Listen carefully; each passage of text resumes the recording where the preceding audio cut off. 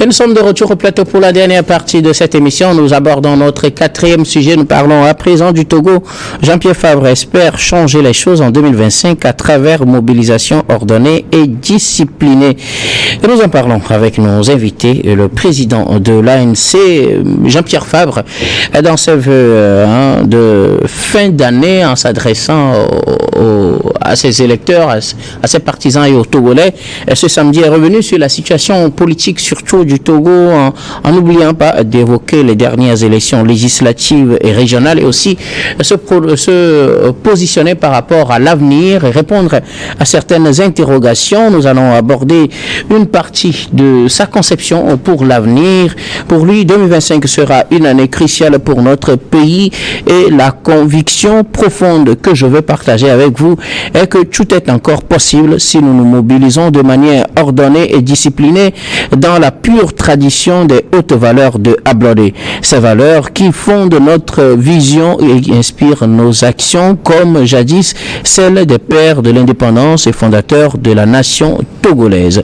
En quelques mots, Jean-Pierre Fabre espère relancer la bataille ou la lutte politique, comme ils le disent, d'une certaine manière à travers des mobilisations, comme je le disais, de manière ordonnée et disciplinée dans la pure tradition des hautes valeurs de l'Ablodé. La parole est à qui veut la prendre en premier pour ses analyses. Personne, je désigne le pasteur. Je crois que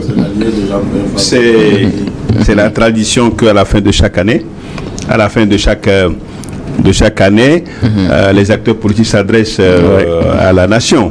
Et donc, Jean-Pierre Fabre n'a pas du tout manqué à cette tradition et il a juste espéré changer les choses en 2025 à travers des mobilisations ordonnées et disciplinées. Vous savez, Jean-Pierre Fabre, il faut rappeler que c'est ancien chef de file de l'opposition et c'est un leader.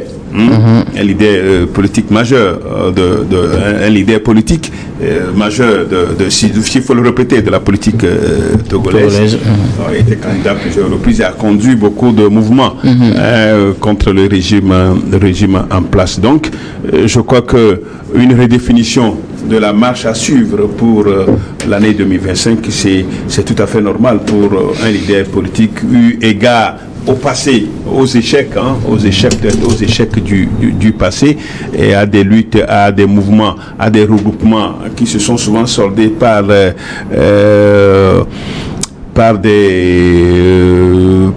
de manière infructueuse qui n'ont pas abouti.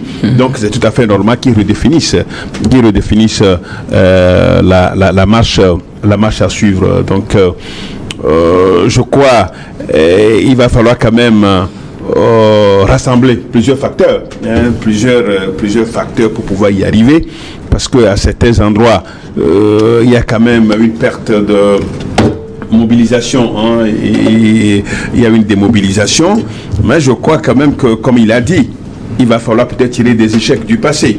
Des leçons. Voilà, tirer des leçons, des échecs du passé et ratisser large pour pouvoir revenir sur la sellette politique au Togo. Donc, c'est à lui et avec les autres naturellement de pouvoir convaincre. Il faut convaincre aujourd'hui des mouvements, il y en a eu assez, des mobilisations, il y en a eu assez. Le peuple a contribué, a beaucoup contribué. Aujourd'hui, c'est une lassitude totale. Et donc, à la fin de l'année, remobiliser les troupes pour reconquérir le paysage politique, je crois que c'est une bonne chose. Et ça va faire animer la classe politique, ça va donner une animation à la classe politique, et je crois que c'est tout à fait normal et c'est de bonne guerre. Maintenant, sur le terrain, on verra comment ça va se passer, espérant que les autres acteurs politiques puissent souscrire dans cette dynamique-là pour que la mayonnaise puisse prendre. Si vous savez, il y a des regroupements qui sont là, peut-être qui ont été critiqués, peut-être pour des défaillances, et puis des aspects qui n'ont pas pu contribuer à l'évolution de la lutte. Donc, nous attendons voir ce que ça va donner, mais je crois que c'est un message de remobilisation, c'est un message de la mise en confiance de ce peuple-là, et tout ce qu'on peut souhaiter, c'est que ça puisse concourir à quelque chose de bon pour que le paysage politique ne soit pas maîtrisé, gardé par un seul camp. On dirait aujourd'hui que c'est le monopathisme, parce qu'on ne sent qu'un seul parti sur le terrain, avec des restrictions politiques auxquelles nous sommes confrontés, et que nous, au mouvement Matin, nous avons toujours dit qu'il faut libérer l'espace politique, il faut lever ces restrictions politiques et permettre au pays de pouvoir s'animer. Ce serait de la vitalité de la démocratie. Merci beaucoup à vous, pasteur Robert Kosigan. Que dans ce message de vœux de fin d'année et de nouvelle année 2024, le président de l'Alliance nationale pour le changement se prononce sur cette année 2024 et tout ce que le Togo a connu, surtout les élections législatives et régionales qu'il qualifie de parodie. Et pour l'année 2025, il estime que ce sera une année cruciale et que pour changer les choses, il faut bien des mobilisations de façon ordonnée et disciplinée. Je pense que c'est le vœu pieux d'un politique, parce qu'un parti politique est créé pour faire en sorte qu'il puisse prendre le pouvoir et l'exercer. Mais dans le cas actuel de Jean-Pierre Fabre, c'est vrai qu'il fut le leader de l'opposition, même de l'opposition parlementaire. Entre-temps, il est chef de file de l'opposition au Parlement, entre-temps. Mais actuellement, il est persécuté, même dans le camp des opposants. Si nous prenons même les réseaux sociaux, il y a des influenceurs, des blogueurs togolais qui se disent politiciens ou opposants à ce régime, qui à longueur de journée, toute une nuit, ne font que alors dénigrer Jean-Pierre Fabre dans sa lutte. Il lui serait aujourd'hui difficile de mobiliser au Togo. Mais est-ce que c'est la bonne solution? Est-ce que la classe politique de l'opposition ne doit pas penser à se remettre en cause et renaître de ses cendres pour trouver alors la stratégie par laquelle pousser le pouvoir en place à parler avec eux? N'est-ce pas renaître de ses cendres qu'envisage Jean-Pierre Fabre en parlant de mobilisation ordonnée et disciplinée? 2024 n'est pas le Togo de 1990 où à tout bout de champ il peut y avoir une manifestation, il peut y avoir une mobilisation, il peut y avoir des troubles à l'ordre public et tout. Aujourd'hui, les lois sont serrées. Aujourd'hui, organiser une manifestation à Lomé n'est pas une chose mince. Est-ce qu'il peut alors trouver les stratégies par lesquelles alors organiser ces manifestations dont il parle, de discipliner, parce que avant que une mobilisation soit faite, une mobilisation soit disciplinée et ordonnée, il va falloir que la mobilisation soit d'abord autorisée et qu'il y ait du monde. Est-ce que les jeunes Togolais sont prêts aujourd'hui à rebattre le macadam pour un parti politique de l'opposition? Bon, wait and see. 2025 nous les dira plus. Merci beaucoup à vous, Robert Kosigan. Côté Samir Ourossama, mobilisation ordonnée et disciplinée en 2025 pour changer les choses, puisque 2025, selon Jean-Pierre Fabre, sera une année cruciale. Ça fait plusieurs années déjà que M. Jean-Pierre Fabre et son parti politique, l'Alliance nationale du changement, promettent au peuple togolais que l'année suivante sera une année cruciale, que l'année suivante sera l'année du peuple. Et cette année encore, il a encore réitéré: j'appelle chaque Togolaise et chaque Togolais, où qu'il se trouve, à se lever avec courage et dignité pour soutenir la résistance contre ce régime oppressif. Et j'en passe. C'est-à-dire que c'est le même discours dans ce parti politique. Depuis plusieurs années, on fait face aux mêmes propos, à la même méthode, à la même stratégie. Puisqu'on n'a pas encore le résultat, il faut continuer. Ça ne donne jamais sur le terrain. On a comme l'impression que ça ne donne pas. Mais, bien sûr, vous savez, dans un parti politique qui est régi par une loi, qui est régie par la charte des partis politiques, qui est régie par la constitution de la République. Et vous avez dans ce parti politique qui ne croit pas aux élections. Quel est le mode pour permettre à un parti politique dont l'objectif est de conquérir le pouvoir et de l'exercer, si ce n'est de participer aux élections. Je vous explique le principe. Ils font des manifestations, ils imposent un rapport de force, ils obligent le pouvoir à discuter avec eux, ils remettent tout à table et ça repart à zéro, on discute et chacun est satisfait, on va aux élections peut-être. Quels sont les résultats? Quand vous les suivez, quels sont les dans leur résultats logique, depuis plusieurs années qu'ils font cela, Monsieur Guillaume? vous les connaissez autant que moi. Quelles sont les revendications qui ont été prises en compte?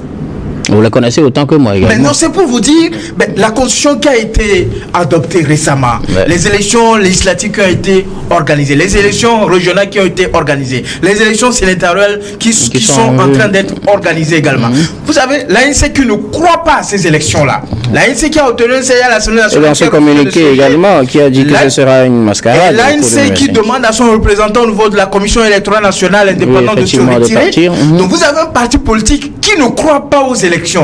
Vous avez un parti politique qui croit... Qui ne croit pas à l'organisation des élections. Qui ne croit pas à la sincérité des élections. Vous avez un parti politique qui croit qu'en mobilisant les personnes dans les rues, en marchant, je ne sais pas d'où et où, et en étant dans les rues tous les jours, ils arriveront à prendre le pouvoir. Parce qu'ils l'ont fait par le passé, ça n'a pas marché. Ils ont marché pendant des années pour contester les résultats d'une élection présidentielle à laquelle M. Jean-Pierre Fabre a pris part. Ça n'a pas marché. Et après cela, malgré qu'ils ont contesté les élections, ils ont participé aux élections qui se sont suivies. Peut-être que cette fois-ci, ils estiment que ça va marcher. Et là, aujourd'hui, M. Jean-Pierre Fabre ressort le même discours, sauf que, bon, comme l'année a changé, on retape un peu le discours et on présente la même chose aux Togolais pour dire que nous devons nous devons résister. Vous voudrez qu'ils disent qu'ils abandonnent? Après avoir dénoncé tout. Mais un parti qui a des ambitions politique, véritablement. Un parti qui estime qu'ils ont les capacités intellectuelles, stratégiques, politiques, techniques nécessaires de venir au pouvoir, de gouverner le pays. Un parti politique vraiment comme ça accepte les cadres de discussion qui sont mis en place. Même si leurs doléances, leurs attentes ne sont pas grandement prises en compte dans la mise en œuvre d'un certain nombre de réformes. Un parti politique qui a des ambitions et qui aspire véritablement à diriger également le pays, accepte de participer aux élections et reconnaissent les résultats véritablement, même si à un moment donné on n'est pas satisfait de l'ensemble des conditions qui ont été mises en œuvre pour aller à ces élections. Mais si on estime que c'est des élections fraudées. C'est pour ça que je vous dis qu'ils n'ont qu'un seul repère aujourd'hui au niveau de l'ANC, c'est de descendre dans les rues, de prendre possession des rues et de garder les rues, et comme il a dit, de résister, de soutenir la résistance contre le régime oppressif, comme ils aiment toujours le clamer haut et fort, et de prendre le pouvoir par la force. Ce que nous dénonçons ici, ce que nous dénonçons. Je vous ai expliqué le principe tout à l'heure. Le truc, ce n'est pas de prendre le pouvoir par la force, c'est de manifester, d'imposer un rapport de force et d'obliger le pouvoir en face à discuter. Qu'est-ce que vous appelez par rapport de force? Je sais ce qu'ils disent. Lorsque vous n'avez pas, pour avoir des meilleures conditions d'organisation des élections. Lorsque vous n'avez pas une grande représentativité dans les instances républicaines, lorsque vous n'êtes même pas présent à l'Assemblée nationale. Le rapport de force est seulement à l'Assemblée nationale. C'est être majoritaire, parce que les grandes réformes se passent à l'Assemblée nationale. Lorsque vous n'êtes pas à l'Assemblée nationale, pour même suivre le débat qui est fait, lorsque vous n'avez pas la majorité parlementaire, lorsque vous dénoncez toutes les élections... Si vous avez tout ça, vous n'avez pas besoin de manifester pour imposer un rapport de force. Si vous avez déjà la majorité à l'Assemblée, vous êtes déjà dans toutes les institutions, vous avez la majorité partout. Est-ce que vous avez encore besoin d'imposer un rapport de force? Faites attention, lorsque vous êtes à l'Assemblée nationale, vous avez même une minorité qui peut bloquer une réforme. Ça, c'est possible. Vous avez vu à l'époque l'ANC, au temps de l'UFC, de l'ANC, qui avait eu une partie importante des députés à l'Assemblée nationale, qui ont su jouer un rôle important et tout cela. Et aujourd'hui, vous avez d'autres partis politiques, comme l'a dit, vous avez d'autres groupements de partis politiques, comme la DMP ou la DMP, qui ont décidé d'aller, même s'ils sont en minorité, de se faire entendre, même s'ils sont en minorité, de voir ce qui est décidé pour le pays. Et vous avez à côté également des partis politiques qui ont décidé de ne plus faire confiance aux processus électoraux. C'est un fait. Et là, ils estiment que c'est en se mettant dans les rues, en mobilisant les troupes. Sauf que par le passé, ils ont fait la même chose, monsieur Guillaume. Ça n'a pas marché. Pourquoi est-ce que c'est en 2025 ça marche pas? Il n'y a pas espoir que ça marche en définitive. Moi, j'ai quelque chose à dire à tous les acteurs politiques. En réalité, ce qui permet à un parti politique de venir au pouvoir de façon pacifique, c'est en acceptant de participer aux élections. C'est en acceptant de participer au cadre de discussions qui sont mises en place par le parti présidentiel et en émettant leurs réserves, en émettant des recommandations pour améliorer le processus et en faisant en sorte que la paix qui règne puisse perdurer davantage. Parce que là, ce qu'ils sont en train d'annoncer là, on risque d'avoir également comment on appelle ça, des manifestations interdites, parce qu'on ne peut pas permettre à ce que les gens prennent les rues de Lomé, alors qu'en réalité il y a des cadres qui ont été créés pour discuter entre acteurs politiques et que ces recommandations soient pour le moment il n'a pas encore parlé de manifestations de rue, il n'a pas encore donné c'est le même refrain. Même dans les pays occidentaux, il y a des manifestations politiques dans les pays occidentaux. Sauf que, monsieur le président, sauf que dans les pays occidentaux, les manifestations sont des manifestations pacifiques. Lorsque ces manifestations débordent, vous avez vu par exemple en France, vous avez vu par exemple aux États-Unis, lorsque ces manifestations débordent, les forces de l'ordre ont obligation de rétablir l'ordre public. Oui, c'est comme ça. Bien sûr, et donc c'est comme ça fonctionne. Il ne faut pas interdire toutes les manifestations. Non, on interdit. Que les gens manifestent. Mais vous savez, la restriction aujourd'hui, c'est ce qui nous crions. Parce qu'il y a trop de restrictions politiques. Nous avons un régime de déclaration de la manifestation. Oui, mais quand on déclare, et lorsque vous déclarez, l'autorité, on peut même on peut peut-être émettre des réserves par rapport à l'efficacité de nos cadres juridiques en termes de manifestation publique. Mais quand vous avez un cadre juridique qui organise les manifestations publiques, mais vous vous soumettez, vous respectez les dispositions et vous organisez les élections dans les règles de la... Ce n'est pas comme ça. Et lorsque vous transmettez une demande, une information de manifestation, et l'autorité dit, en motivant sa décision, que la manifestation que vous prévoyez, vous pouvez le faire à tel endroit. L'autorité ne refuse jamais, il vous fait des propositions. Il vous fait des propositions. Sauf que, puisque vous avez un autre objectif derrière ces manifestations-là, ça ne vous arrange pas qu'on vous délocalise. Quand on vous relègue dans un endroit reculé, par exemple, quelque part, on dit, il n'y a personne. Merci beaucoup, Xavier, je pense qu'on vous a compris. L'objectif, c'est de le faire entendre véritablement. Oui, pasteur, rapidement. On va y aller rapidement avec vous. Non, je crois que il faut recadrer le débat. Alors, Jean-Pierre Fabre n'a pas dit qu'il va prendre le pouvoir par force. Les manifestations vont aboutir à une prise de pouvoir par force. La résistance en question, c'est qui est une mobilisation même pour avoir des conditions équitables, des conditions libres démocratiques d'organisation des élections. On ne peut pas dire qu'il n'a pas l'ANC, Jean-Pierre Fabre ne croit pas aux élections. Il croit plutôt aux élections, mais demande que les conditions pour l'organisation soient libres et démocratiques et puis ça permette que tous les candidats puissent avoir la chance égale de participer à ces élections. Je crois que c'est ce que Jean-Pierre Fabre est en train de dire. Mais je ne crois pas qu'on peut interdire à Jean-Pierre Fabre de revenir sur des messages qu'il a déjà envoyés ou qu'il a déjà adressés aux populations. Je crois que il est libre de reprendre. Il est libre de parler à ce peuple, au peuple togolais, pour dire que ça n'a pas marché. Ce n'est pas parce que ça n'a pas marché hier que demain ça n'a pas. Ça peut, sa déclaration peut avoir l'adhésion du peuple pour une nouvelle remobilisation, mais pas pour une remobilisation pour prendre de force le pouvoir. Non, ce n'est pas ça. Pour que le pouvoir se rende il y a une partie de la population, vous vous rappelez, des manifestations de 2017 qui ont poussé le pouvoir à négocier réellement. C'est ça aussi le rapport de force, parce que aujourd'hui ils ne sont pas à l'Assemblée nationale, ils ne sont pas à l'Assemblée nationale, ils ne seront pas certainement au Sénat, ils ont dit qu'ils n'iront pas au Sénat. Donc ça n'est pas le preuve que d'une politique négationniste en ne voulant pas aller à ces instances, parce que des fois on a l'impression que leur participation à plusieurs fois, ils ont fait beaucoup de propositions. L'opposition a beaucoup fait de propositions. Il n'y en a pas de proposition qui n'a pas été faite pour pouvoir refaire mieux les choses. Mais c'est parce que ces propositions, la plupart des temps, ne sont pas prises en compte.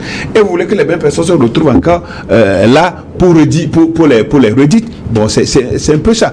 Donc, un appel d'un parti politique de l'opposition à recadrer, à refaire la lutte, ou bien une remobilisation de résistance, je ne pense pas que ça va dans le cadre de comment on l'appelle, de désobéissance civile, s'il faut l'appeler ainsi, mais pour prouver au pouvoir que nous, il y a le peuple qui est là, ce peuple-là demande quelque chose, il faut y adhérer. Je crois que c'est dans ce cadre que Jean-Pierre Fabre est en train de parler. De toute façon, j'appelle Jean-Pierre Fabre et toute la classe de l'opposition togolaise à tirer le son sur le printemps arabe. Vous savez, prendre le pouvoir par la rue n'arrange rien du tout. Il faut plutôt rester dans les institutions de la République pour pouvoir échanger avec les acteurs politiques du camp adverse. Vous savez, quand moi je prends un peu le Parlement sud-africain, Julius Malema avait commencé avec peut-être un ou deux députés. Mais aujourd'hui, il a quand même pas un bon nombre de députés. Vous savez, je vais encore revenir un peu sur les stratégies politiques. Est-ce que c'est par la rue seulement qu'on peut se faire entendre? On peut se faire entendre même si on est un seul politique, un seul député à l'Assemblée nationale. Au cours des votes des lois, alors vos interventions, l'interpellation du gouvernement et tout, vous pouvez agir de sorte que la population puisse vous acclamer et demain voter massivement pour votre parti politique pour vous donner plus de force à agir en leur faveur. Merci beaucoup à vous tous. Nous arrivons pratiquement à la fin de ce numéro de Regard Croisé. Mais avant de nous séparer, nous allons faire notre habituel dernier tour de table. Ce sera pour vos mots de fin sur un sujet de votre choix. Je commence par vous, Samir. Je voudrais profiter donc de votre tribune pour saluer le déplacement effectué par le président de la République, Faure Gnassingbé, chef suprême des armées, le mercredi 25 décembre, afin de partager les fruits donc des fêtes fin d'année avec les forces de défense et de sécurité du poste de commandement opérationnel de Koundjouaré et du poste de combat avancé de Guamonté dans la région des Savanes. Un acte fort pour remobiliser les troupes sur le terrain dans leur mission de prémunir le Togo contre les violences sécuritaires et de défendre l'intégrité donc territoriale de notre pays, le Togo. Permettez-moi également de formuler d'ores et déjà mes meilleurs vœux pour l'année 2025 au président de la République et à l'ensemble des membres du gouvernement du Togo, que cette année nouvelle soit remplie d'une meilleure santé et à la fois de prospérité, de grandes réalisations pour l'ensemble du peuple togolais. Je saisis également l'occasion pour saluer le leadership de Samir à la tête du ministère de la réforme du service public social à travers l'efficacité de réformes majeures initiées sous sa conduite en vue de mettre en place une administration publique de plus en plus moderne, digitalisée et performante, susceptible de mieux répondre donc aux besoins et attentes des usagers et des populations. On va avoir une rubrique discours de la fin, s'il vous plaît. Merci beaucoup à vous, Samir Ourosava. Vous êtes juriste et président de l'ICJVE, l'initiative citoyenne des jeunes, la voix des enfants. Merci d'être passé sur ce plateau. C'est toujours un plaisir pour moi. Pasteur Heido, pour vous. Alors moi, je voudrais... Il a parlé tout à l'heure, il a évoqué un sujet très important, moi, ça concerne l'administration. Vous savez, l'état de notre administration, c'est le fait que les citoyens envoient des courriers à l'administration, mais il y a peu de réponses aux courriers de nos compatriotes. Ça fait très mal. Dans toutes les administrations, on envoie des courriers. Vous envoyez des courriers à un ministère, vous envoyez des courriers à une institution, on ne vous répond pas. Je crois que c'est une insulte. Est-ce que c'est la même chose aussi à votre niveau, puisque vous aussi, vous êtes dans l'administration d'une certaine manière, l'administration décentralisée. C'est donner des instructions. Tout courrier qui arrive, ça passe par moi. Je suis pour qu'il y ait au moins d'abord un accusé de réception.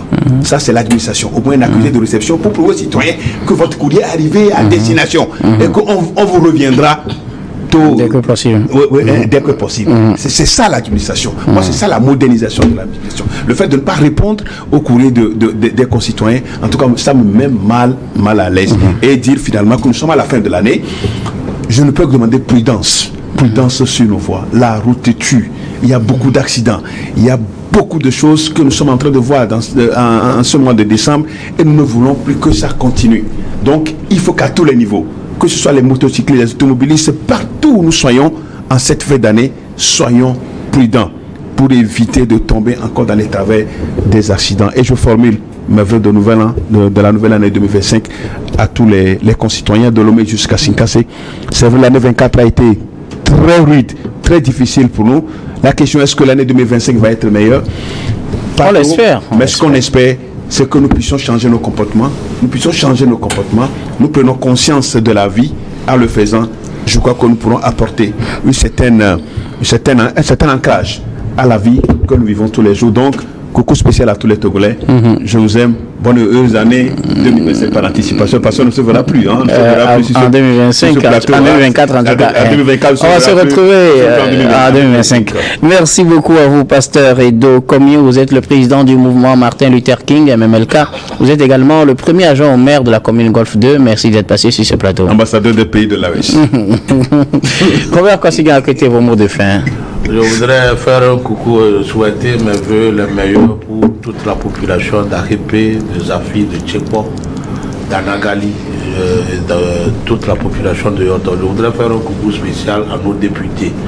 Il s'agit du député l'honorable Tissenou Kodjo, de Biagbodjeri et de Jacqueline Amiviaka, et celle qui est devenue la maman de toutes les filles et de toutes les filles de Yoto.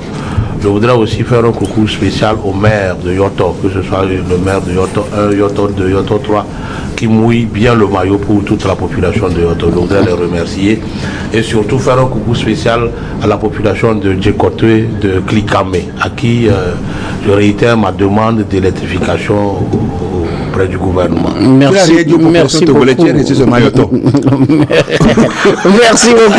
à vous. On va pas. Je pense que, bon, par ricochet à toute la population togolaise et également à tous nos téléspectateurs. Merci beaucoup à vous, Robert Kossigan. Bonne heureuse année à tous les fonctionnaires de Niwa TV et que la boîte même ait une prospérité sans pareil.